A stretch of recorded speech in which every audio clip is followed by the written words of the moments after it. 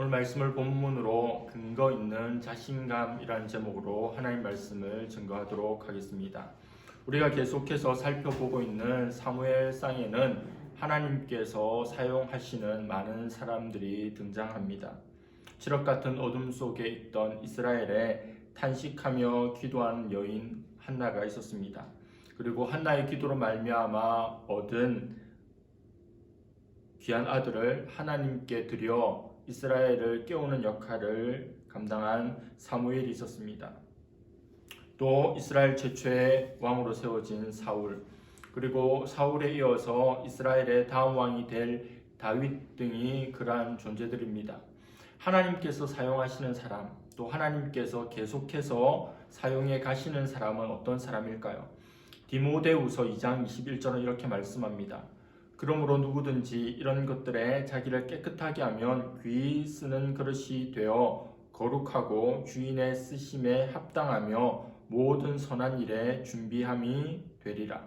디모데후서 2장 21절이 말씀하고 있는 하나님께서 사용하시는 깨끗한 그릇에는 세 가지 조건이 필요합니다. 첫 번째는 거룩입니다. 거룩은 세상과 구별된 존재가 되어야 한다는 겁니다.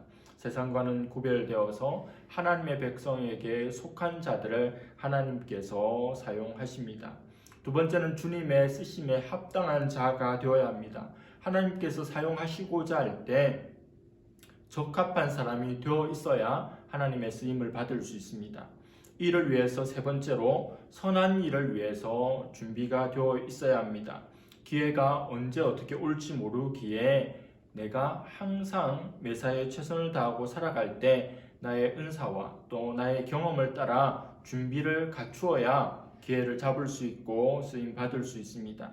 오늘 살펴볼, 그리고 앞으로 계속해서 살펴볼 다윗의 삶이 그러합니다. 거룩하고 또 주님 쓰시기에 합당하고 잘 준비된 그런 존재입니다.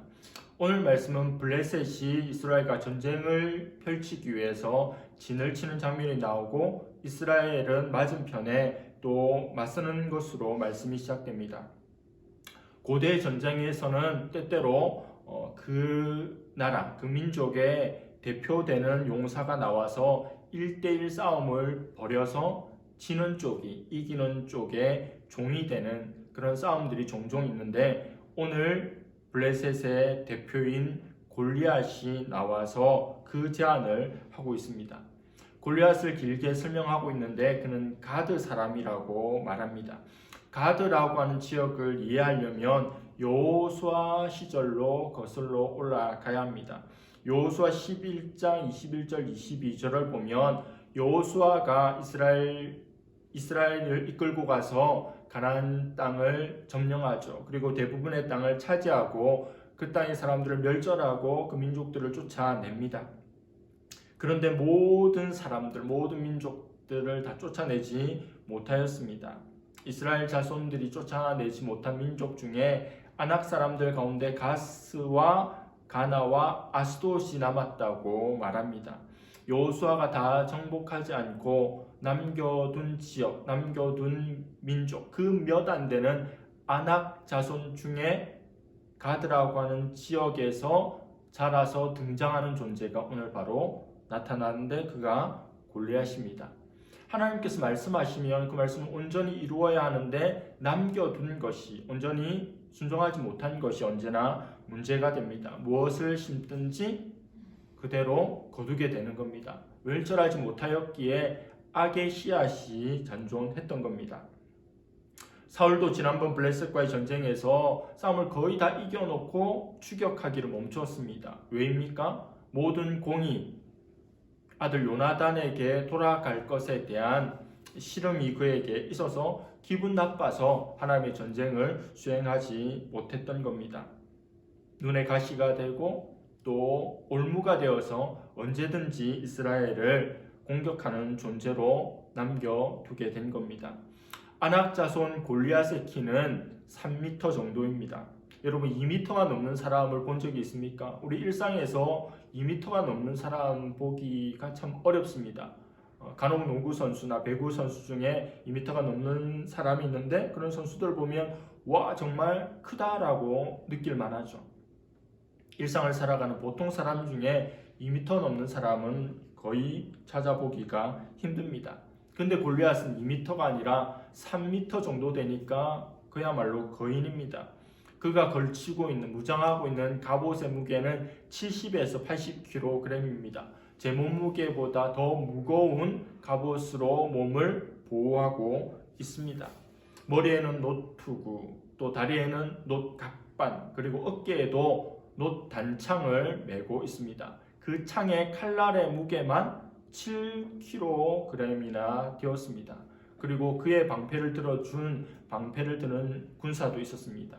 거인인데다가 힘도 세고 무기도 완벽하고 그를 지켜주는 사람 방패까지 있었습니다. 외모적으로 보면 상대를 충분히 압도하고 두려움을 일으킬 만한 존재가 골리앗입니다. 이 골리앗이 이스라엘 군대를 향해서 얼마나 조롱하고 욕을 하는지 모릅니다. 예전에 역대기를 보면 히스기야가 종교개혁을 통해서 이스라엘의 새로운 영적인 회복과 부흥을 일으키며 유월절을 지키고 또 말씀대로 살아가게 되었는데 아수르의 사네립이 쳐들어오게 됩니다. 그때 아수르의 사네립의 군대를 이끌었던 랍사게라고 하는 사람이 나서서 그 입으로 세치효로 이스라엘을 욕하고 하나님을 욕하고 이스라엘을 흔들어 놓았던 적이 있습니다. 전쟁에서 그냥 싸움만 하면 되지 왜 말로 그렇게 하는 걸까요?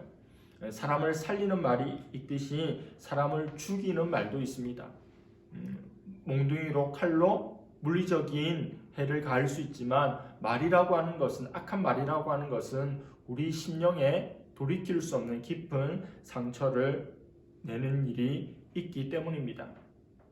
어떤 이들이 일본의 사람이 그런 실험을 하였죠. 물에다가 또 식물에다가 좋은 글귀를 새겨놓고 또 나쁜 욕 같은 걸 적어놓은 글자를 두거나 또 그 식물에게 사랑한다고 하거나 또 욕을 한다고 했을 때 그 식물이나 또 그 물의 결정이 바뀌는 그런 일들이 있지 않습니까? 그게 얼마만큼 과학적으로 신뢰할 만한 것인지는 모르겠지만 긍정적인 말과 또 부정적인 말의 영향이 확실히 차이가 납니다. 그냥 싸움만 하면 되지 이렇게 말로 하는 것은 말로 적의 기세를 완전히 눌러버리겠다고 합니다. 4절에 보니 골리앗은 싸움을 도두는 자라고 이야기합니다.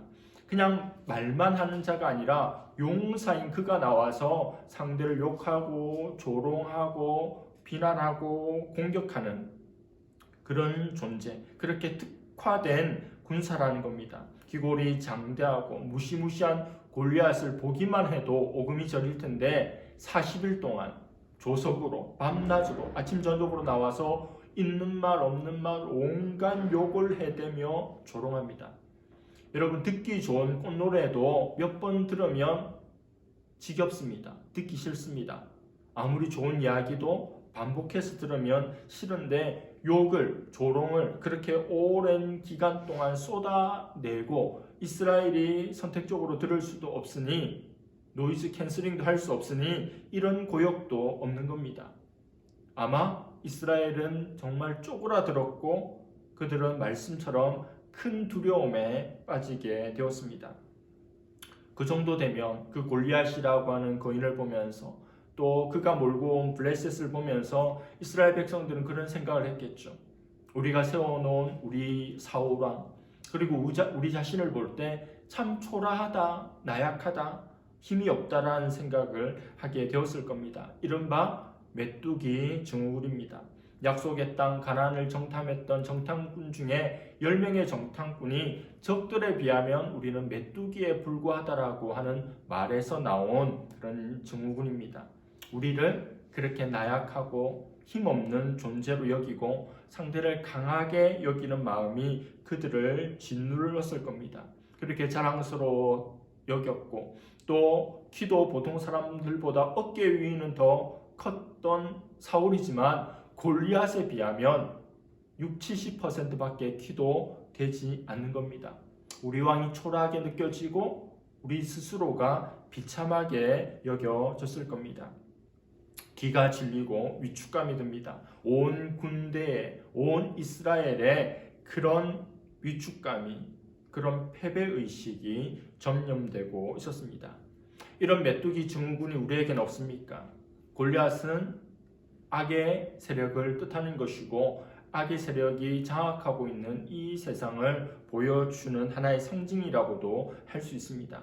세상은 골리앗처럼 모든 것을 갖추어 입고 학벌과 재력과 권세로 자기 자랑을 합니다. 우리를 향해서 예수를 믿으면 떡이 나오냐, 먹을 것이 나오냐, 돈이 나오냐, 그렇게 교회에 충성하냐, 나처럼 멋있게 누리고 성공하고 떵떵거리고 네가 원하는 대로 사는 것이 최선의 길이라고 우리를 조롱합니다. 그러나 믿음의 한 사람은 모든 두려움을 물리칠 수 있습니다. 골리앗은 너희 중에 한 사람이 내게 나오라고, 나와 싸워서 이기면 내가 그의 종이 되겠다고 합니다. 1대1의 싸움이고 내가 그의 종이 될 뿐만 아니라 우리 군대 전체가 너희 군대들의 종이 되겠다는 조건입니다. 반대로 내가 이기면 그 상대는 우리의 종이 되어야 한다는 겁니다. 그런데 이스라엘에는 그 한 사람이 없습니다. 하나님의 이름이 조롱당하고 이스라엘 군대가 땅바닥에 짓밟히는 치욕적인 말들을 들어도 이스라엘을 구원할 그 한 사람이 없다는 겁니다. 40일 동안 욕을 먹고 지칠 대로 지치고 낙심할 대로 낙심할 이스라엘을 구원할 자가 아무도 없는 이때에 다윗이 나타납니다. 다윗이 등장해야 될 때가 바로 이때입니다. 가장 긴장감이 고조될 때, 이스라엘의 가장 큰 절망의 나락으로 떨어질 때 하나님의 사람 다윗이 그곳에 하나님의 계획대로 나타나게 됩니다. 여기에 나타난 다윗은 아버지도 형들도 인정해 주지 않았던 존재입니다. 사무엘에 의해서 왕으로 기름 부음을 받는 것을 그들의 두 눈으로 직접 보았음에도 불구하고 여전히 그의 존재감을 인정해 주지 않는 사람이 소년 다윗이었습니다. 우리도 그렇지 않습니까? 내가 예수님 믿는다고 누가 인정해 줍니까? 누가 알아줍니까? 그것이 무슨 힘이 되는 것처럼 여겨집니까? 그러나 그렇지 않습니다. 하나님께서 알아주시고 하나님께서 우리 편이 되어주시고 하나님께서 우리를 붙들어 주시고 보호하시고 인도해 주십니다. 오늘 17절과 18절 말씀 보면 소년 다윗이 전장에 오게 된 배경을 설명합니다. 블레셋과의 전시 상황에서 아버지 이새가 막내 아들 다윗을 불러서 전장에 있는 형들에게 먹을 것을 좀 갖다 주라는 심부름을 보냅니다. 형들 안부를 묻고 또 형들에게 이 음식을 제대로 전달했는지 증표를 받아오라고 합니다. 그냥 심부름 시키고 다녀오라고 하면 되지 이렇게까지 요구하는 건 뭘까요? 다윗이 가다가 음식의 일부를 먹거나 또 형들을 실제로 만나지 않고 겁을 먹거나 또 가기 싫어서 돌아올 것을 방지하기 위해서 증거까지 가지고 오라는 겁니다. 온전히 믿지 못하는, 인정받지 못하는 다윗의 모습입니다. 마음이 참 짠하죠. 아버지로부터 이런 기가 막힌 말씀을 듣는다면 아버지께 따질 수 있습니다. 아버지, 제가 왕으로 기름 부음 받았는데 언제까지 이런 심부름 해야 됩니까? 형들한테 먹을 것을 갖다 줘야 됩니까? 할 수 있습니다. 순종하지 않고 아버지께 따질 수도 있을 만한데 다윗은 그렇게 하지 않습니다. 다윗은 자기 자리를 소중히 여기고 자기 위치를 정확히 알았습니다. 아버지를 공경합니다.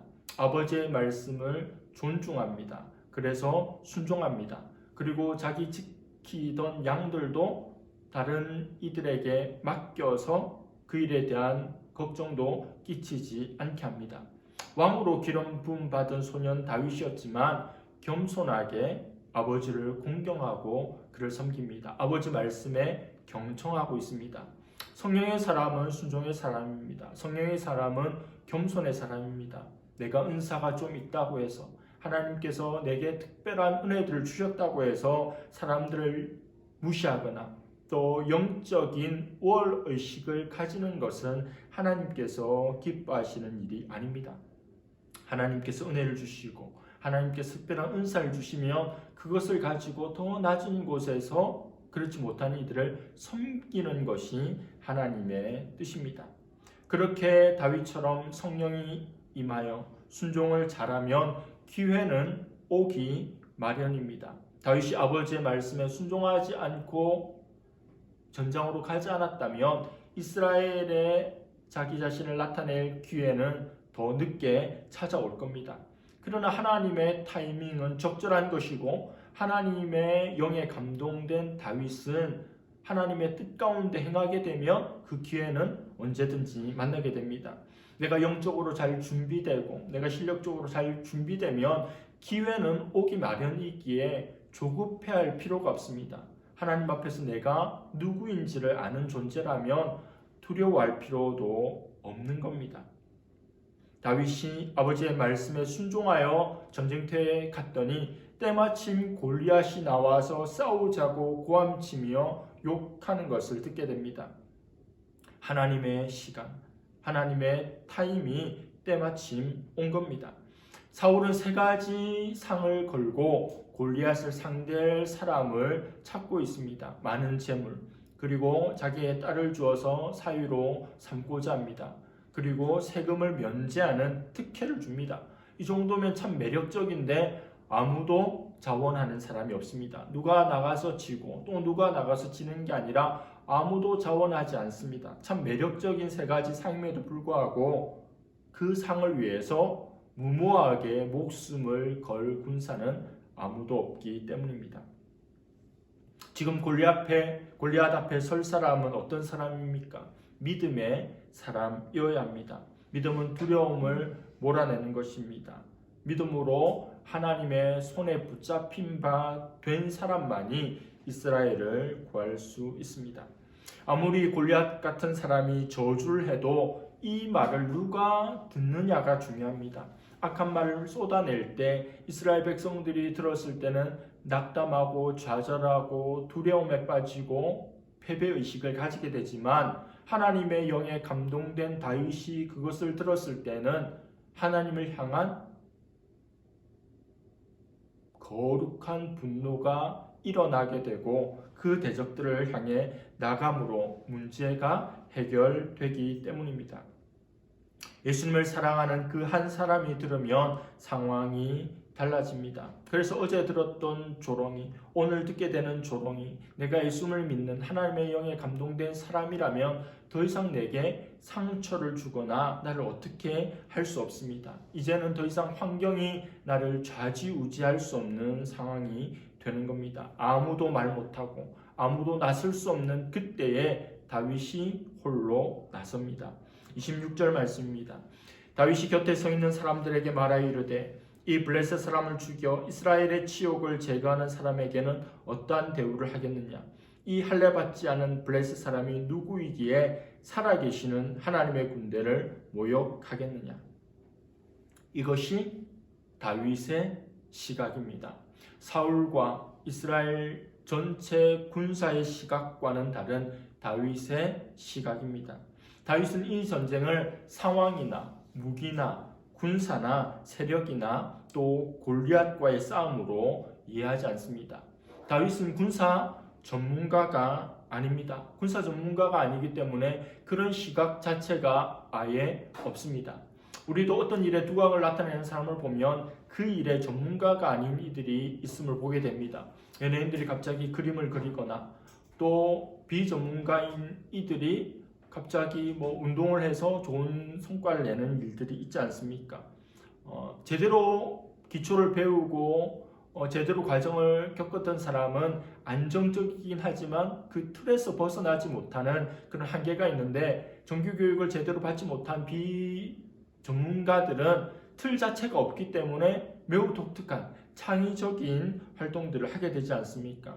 다윗이 군사 전문가였다면, 처음부터 용사였다면 이 싸움에 견적을 내보았을 때 도무지 이길 수 없음을 알게 될 겁니다. 골리앗을 볼 때도 블레셋 전체를 볼 때도 답이 안 나옵니다. 모든 전문가들이 그래서 좀 비판적이고 냉소적인 부분들이 있지 않습니까? 겉으로 드러나는 그런 현상들만 객관적으로 보기 때문에 그렇습니다. 다윗은 골리앗을 뭐라고 합니까? 할례받지 못한 블레셋 사람이라고 이야기합니다. 골리앗의 외모나 그의 군사력이나 그의 힘이나 능력이나 무기나 이런 거 말하지 않고 할례받지 못했다고 이야기합니다. 전쟁과 할례가 무슨 상관입니까? 싸워서 이겨야 되는데 나는 할례를 받았고 골리앗은 할례를 받지 못했다는 것이 무슨 의미가 있습니까? 군사 전문가라면 이런 단어, 이런 표현을 쓸 수가 없는 거죠. 그리고 자신을 향해서, 우리를 향해서는 뭐라고 합니까? 살아계신 하나님의 군대다 이렇게 이야기합니다. 이 세상을 향해서 그들이 대단해 보이고 멋있어 보이고 다 가진 것처럼 보이고 힘이 있어 보여도 하나님이 없는 사람일 뿐입니다. 우리는 연약해 보여도 또 힘이 없어 보여도 하나님의 군대이고 하나님의 자녀인 거죠. 다윗은 처음부터 이 싸움을 하나님의 전쟁, 하나님의 싸움으로 이해했습니다. 눈으로 보이는 골리앗, 그리고 드러나는 군사력으로 본 것이 아니라 믿음의 싸움, 영적인 싸움, 신들의 싸움으로 본 겁니다. 그래서 이 싸움은 힘으로, 군사력으로 골리앗을 무너뜨리는 싸움이 아니라 믿음으로 나아가는 것이 너무도 중요한 싸움이라는 말입니다. 다윗이 그 골리앗을 향해서 이런 말을 표현할 때 형 엘리압이 이 말을 듣습니다. 엘리압 마음 가운데 시기가 일어납니다. 질투가 일어납니다. 무섭고 더 완악하고 교만하게 다윗을 비난합니다. 지금 이 위기 가운데 형제끼리 똘똘 뭉치고 격려하고 힘이 되어도 모자랄 지경인데 다윗을 폄하합니다. 양치기 주제에 네가 뭘 안다고, 네가 뭘 한다고, 네가 돌보는 양들은 어찌하고 여기 왔냐고, 나 너를 알고 있는데 너는 교만하고 완악해, 너는 전쟁 구경하려고 이렇게 온 거 아니야? 라고 합니다. 아버지의 심부름으로 먼 곳에서 위험한 전장으로 형들에게 먹을 것을 주기에 왔다가 골리앗이 이스라엘의 하나님을 모욕하는 것을 듣고 믿음의 고백으로 반응하고 있는 다윗에게 형이 이렇게 말하고 있는 겁니다. 내 원수가 내 집안 식군이라는 말이 생각나죠. 골리앗 이전에, 골리앗을 무찌르기 전에 형부터 한 방 때리고 싶은 마음이 저절로 드는 순간입니다. 그런데 다윗은 형에게로 시선을 바꾸지 않습니다. 골리앗을 향해 나아갈 때 형이 시비를 걸고 자신을 비난하고 욕할 때 그 시선을 형에게 돌려서 형을 상대하지 않습니다. 싸움을 바꾸는 어리석음을 범하지 않고 지혜롭게 형의 말을 받아넘기고 그럴 만한 이유가 있죠 라고 하고는 골리앗을 향해 나아갑니다. 우리는 쓸데없는 분쟁에 휘말리지 말아야 합니다. 큰 전쟁, 큰 싸움을 치르기 위해서 작은 일들을 양보하고 또 쳐내는 지혜로움이 우리에게 필요합니다. 우리의 시선이 어디로 향해야겠습니까? 나를 힘들게 하고 나를 낭만케 하고 나를 믿음에서 떠나게 하고 절망하게 하는 수많은 사람들이나 환경, 그것을 상대할 것이 아니라 그 뒤에 있는 악한 영들을 상대하며 영적 전쟁을 펼쳐야 한다는 겁니다. 엘리압은 골리앗하고는 못 싸우면서 자기 막내 동생 다윗하고는 싸우려고 하는 모습을 보여줍니다. 찌질하죠. 그러나 다윗은, 그 소년 다윗은 그 잘난 형 엘리압과 싸우려 들지 않고 골리앗과 싸우려 합니다. 지금 우리 싸움의 대상은 누구입니까? 나는 누구와 싸워야 합니까? 누구와 싸우지 말아야 합니까? 새로운 한 주가 또 시작됩니다. 수많은 사람들을 만나고 수많은 환경들을 접하게 됩니다. 우리는 누구와 싸워야 하고 누구와 싸우지 말아야 합니까? 싸워야 할 대상은 모르고 싸우지 않고 싸우지 말아야 할 대상과 싸우는 일들이 우리에게 있어서는 안 될 것입니다. 이것을 잘 분별할 수 있기를 바랍니다. 골리앗과 싸울 수 있다는 다윗의 말에 골리앗을 향한 믿음의 말들을 하는 다윗을 향해 사울이 다가갑니다. 사울이 그 말을 듣고 다윗을 부릅니다. 사울이 다윗을 부르면 그를 위로하고 그를 격려해야 되는데 소년 다윗이 왕인 사울을 위로합니다. 32절에 다윗이 사울에게 말하되 그로 말미암아 사람이 낙담하지 말 것이라 주의 종이 가서 저 블레셋 사람과 싸우리이다 하니 왕이시여 낙담하지 마십시오 이렇게 이야기하고 있는 겁니다. 나이가 많아도 지위가 높다고 꼭 위로하는 자리에 있는 것은 아닙니다. 어려도 지위가 낮아도 나이가 많고 지위가 높은 사람을 위로할 수 있습니다. 그리고 다윗과 사울이 나누는 이 대화를 보면 대화의 주도권이 사울이 아니라 다윗에게 있습니다. 사울은 왕입니다. 왕인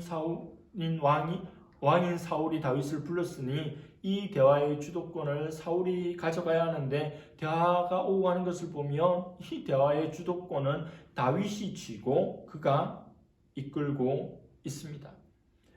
어디서나 언제든지 직분과 상관없이 참된 믿음을 가진 자가 주도권을 갖게 됩니다.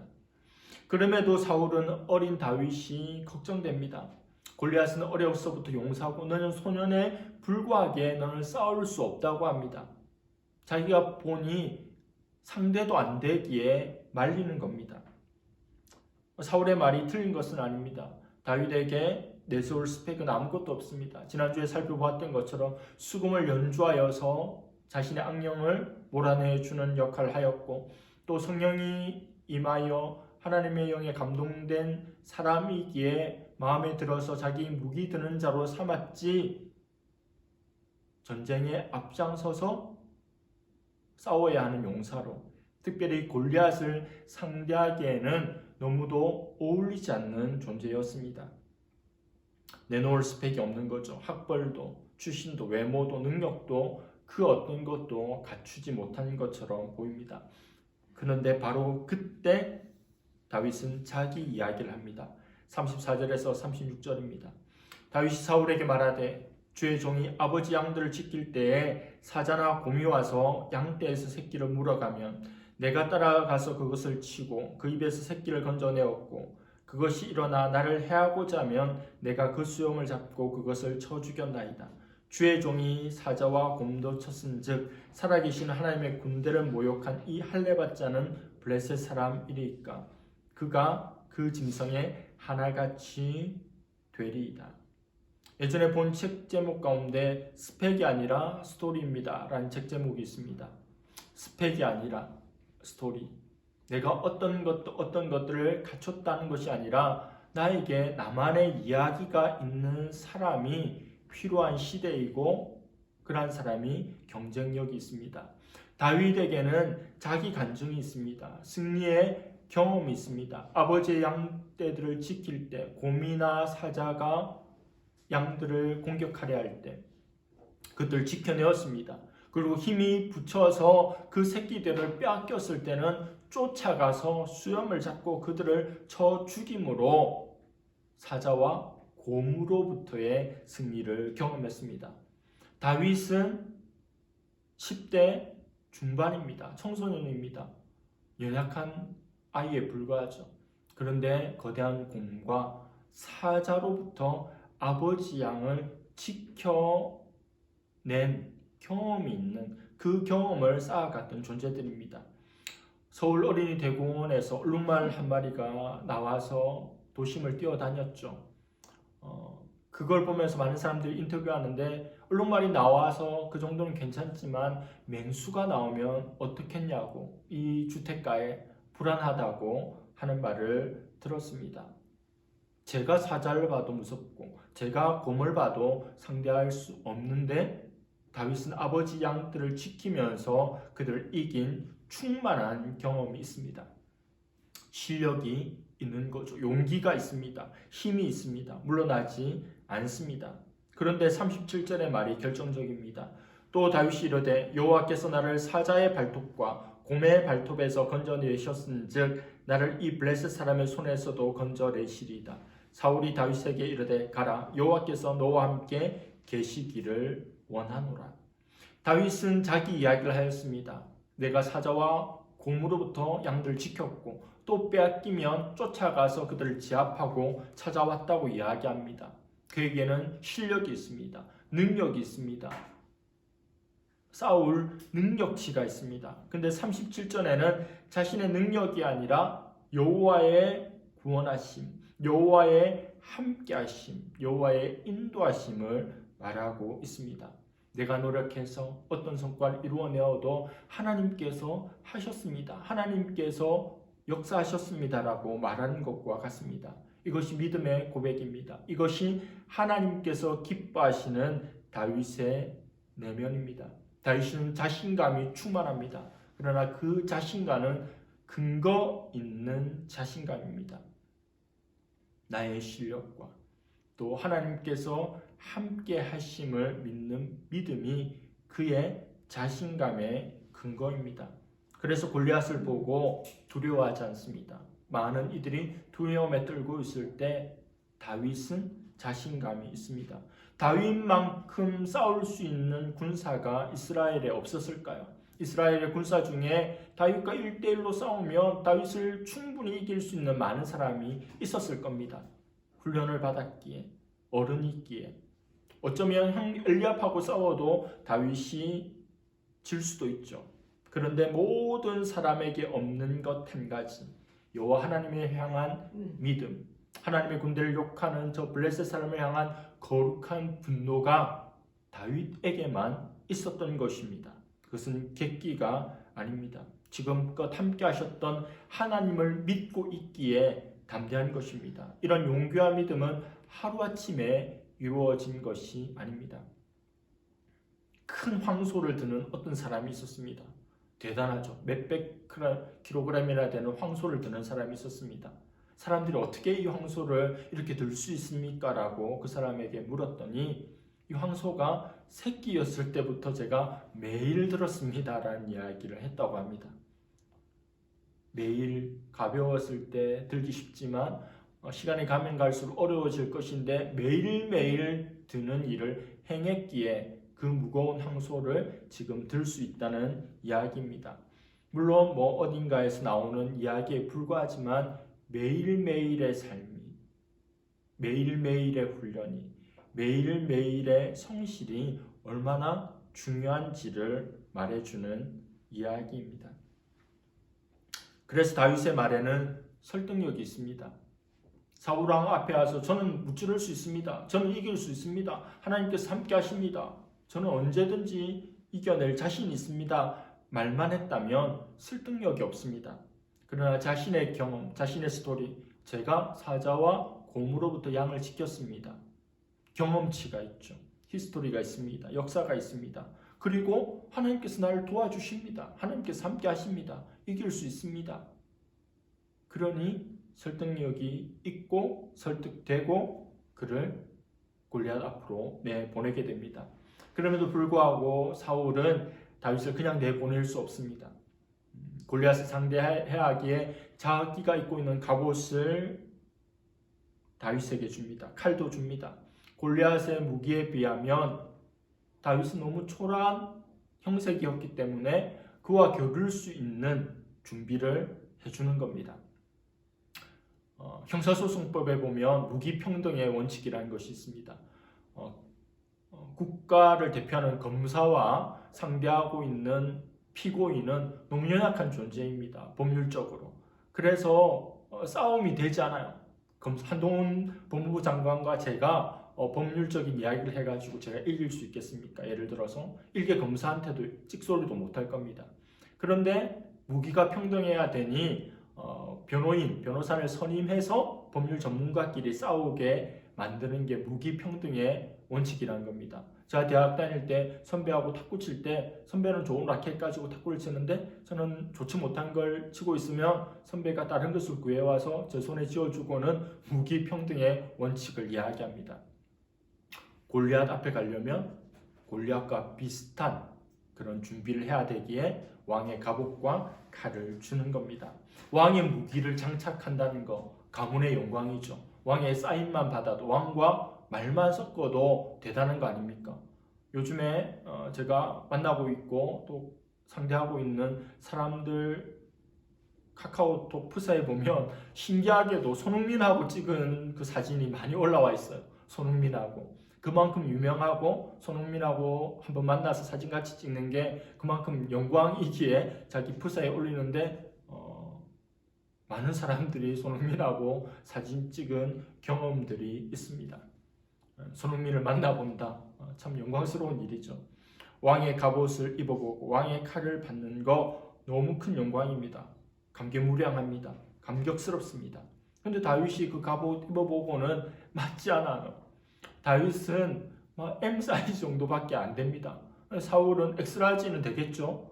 그러니까 안 맞는 거죠. 불편한 겁니다. 지금까지 입어본 적도 없고 사이즈도 맞지 않아요. 왕이 준 거 좋은 것이긴 하지만 나한테는 맞지 않아요. 이 싸움에는 적합하지 않습니다. 자기는 물매를 던져야 하는데 이 갑옷이 플러스가 아니라 마이너스가 되는 겁니다. 그런 판단이 서자 왕의 제안을 거절합니다. 괜찮습니다, 왕이시여. 보통 내기가 아니죠. 왕이 줬다면 그게 좀 불편하고 어색해도 감사함으로 억지 춘향으로 입고 나가야 되는데 다윗은 그런 것에 신경 쓰지 않습니다. 누구에게나 자신에게 맞는 옷이 있죠. 싸울 사람은 나인데 다른 사람의 옷을 입고 싸우러 나갈 수는 없는 겁니다. 내 몸에 익숙한 옷, 나에게 익숙한 기술을 가지고 나아가야 합니다. 내가 주님을 섬길 때에도 또 이 세상 가운데 하나님의 사람으로 살아갈 때도 다른 사람들 흉내내면서 그렇게 다 살 수는 없습니다. 입이 되고 싶어서 입이 다 될 수 있는 것도 아니고 나는 노래하면서 사람들 앞에 나타나고 싶다고 노래하는 자리에 다 설 수 있는 것도 아닙니다. 아무리 좋아 보이고 아무리 화려해 보이고 아무리 멋있어 보여도 사울의 갑옷은 나에게 맞지 않습니다. 세상 사람들이 보통 인정하는 것들이 나에게는 꼭 맞지 않는 것이니 그것에 대한 욕심을 좀 내려놓는 것도 필요합니다. 생각해보면 이 상황은 너무 기가 막힌 상황이죠. 엘라 골짜기 양쪽에 군대가 진을 치고 있고 블레셋에서는 최고의 용사인 골리앗이 나와서 떵떵거리며 이스라엘을 욕하고 조롱하고 있는데 이쪽은 아직 젖을 떼지 않은 듯하게 보이는 골리앗의 입장에서 보면 소년이 나오는 겁니다. 그것도 칼을 들고 나오는 것도 아니고 창을 들고 나오는 것도 아니고 갑옷을 입은 것도 아닙니다. 그저 머리를 숙여 시냇가에서 골리앗을 향해 던질 돌을 고르고 있는 이 상황을 생각해 보십시오.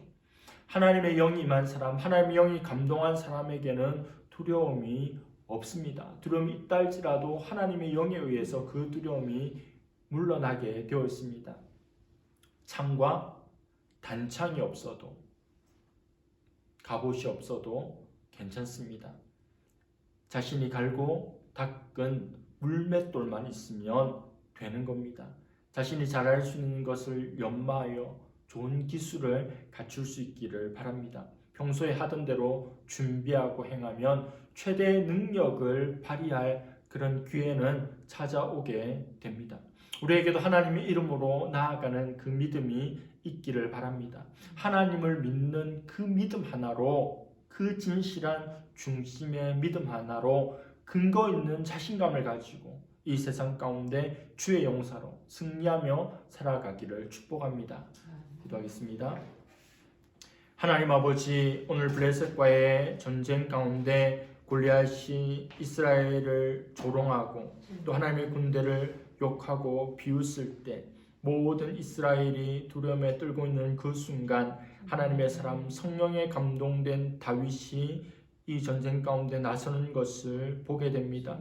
그는 용사도 아니고 칼도 없고 창도 없고 갑옷도 없지만 양들을 지켜낸 경험이 있고 또 하나님께서 함께 하신다는 믿음이 있었기에 근거 있는 자신감으로 이 전쟁터에 나서는 것을 보게 됩니다. 하나님, 우리가 살아가는 일상이 영적 전쟁인 것을 잊지 않게 하여 주시고 싸워야 할 대상이 누구인지를 분별하며 또 지혜를 주시고 또 강하고 담대함을 우리에게 주셔서 하나님께서 원하시는 때 하나님께서 원하시는 방법으로 승리하는 또 주의 일꾼이 되는 주의 용사들이 되는 우리가 되기를 원합니다. 이번 일주일도 믿음의 담대함으로 두려움을 내어쫓으며 살아갈 수 있는 근거 있는 자신감을 갖는 우리 모두가 되게 하여 주시고 하나님의 영으로 충만하며 감동시켜 주시옵소서. 감사드리며 예수님의 이름으로 기도드립니다. 아멘.